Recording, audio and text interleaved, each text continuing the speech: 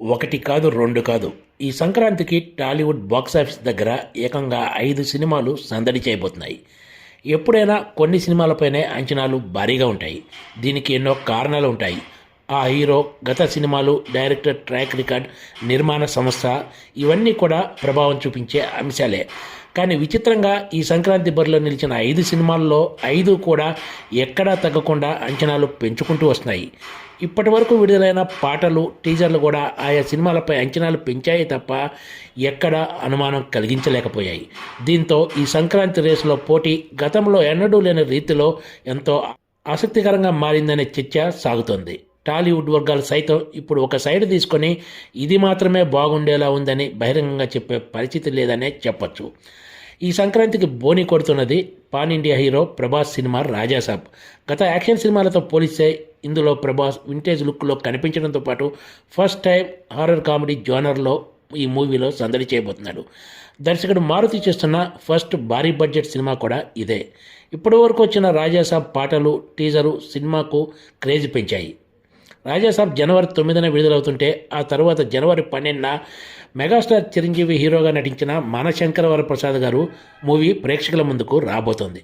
దీనికి కూడా మంచి బజ్ క్రియేట్ అయి ఉంది. కారణం, ఈ మూవీని తెరకెక్కించింది ఈ ఏడాది సంక్రాంతికి వెంకటేష్ హీరోగా సంక్రాంతికి వస్తున్నాం సినిమాతోటి ఏకంగా 300 కోట్ల రూపాయల గ్రాస్ వసూలను సాధించిన దర్శకుడు అనిల్ రావుపూడి. ఈ సినిమా ప్రకటించినప్పటి నుంచి ఏమాత్రం బజ్ తగ్గకుండా సినిమాను ప్రమోట్ చేయడంలో దర్శకుడు అనిల్ రావుపూడి సక్సెస్ అయ్యారు. ఈ సినిమాలో వెంకటేష్ ఒక అతిథి పాత్రలో కనిపించనున్న సంగతి తెలిసిందే. జనవరి 13న మరో సీనియర్ హీరో రవితేజ, కిషోర్ తిరుమల కాంబినేషన్లో తెరకెక్కిన భర్త మహాశైలకు విజ్ఞప్తి మూవీ విడుదల కానుంది. ఇప్పటికే విడుదలైన ఈ సినిమా టీజర్, పాటలు కూడా ఈ మూవీపై అంచనాలను పెంచాయి. ముఖ్యంగా రవితేజ గత సినిమాలకు భిన్నంగా ఇందులో కంప్లీట్గా న్యూ లుక్లో కనిపించబోతున్నాడు. జనవరి 14న అంటే పండగ రోజు ఏకంగా 2 సినిమాలు విడుదలవుతున్నాయి. అది కూడా ఉదయం ఒకటి, సాయంత్రం మరొకటి. జనవరి 14న ఉదయం నవీన్ పోలిశెట్టి, మీనాక్షి చౌదరి జంటగా నటించిన అనగనగా ఒకరా సినిమా విడుదల కానుంది. ఇప్పటికే విడుదలైన ఈ సినిమాలోని 2 పాటలు కూడా మంచి జోష్ నింపాయి.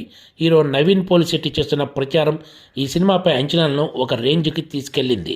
అందరి చూపు తన వైపే ఉండేలా చేసుకోవడంలో ఇప్పటికే నవీన్ పోలిశెట్టి సక్సెస్ అయినట్లు కనిపిస్తుందనే చర్చ సాగుతుంది టాలీవుడ్ వర్గాల్లో. పండుగ రోజు సాయంత్రం శర్వానంద్ హీరోగా నటించిన నారీ నారీ నడుం మురారి సినిమా విడుదలవుతుంది. ప్రీమియర్ షోస్ కాకుండా ఏకంగా ఒక సినిమా విడుదల ఈవినింగ్ షోస్ నుంచి అని అధికారికంగా ప్రకటించిన మూవీ బహుశా ఇదేనేమో.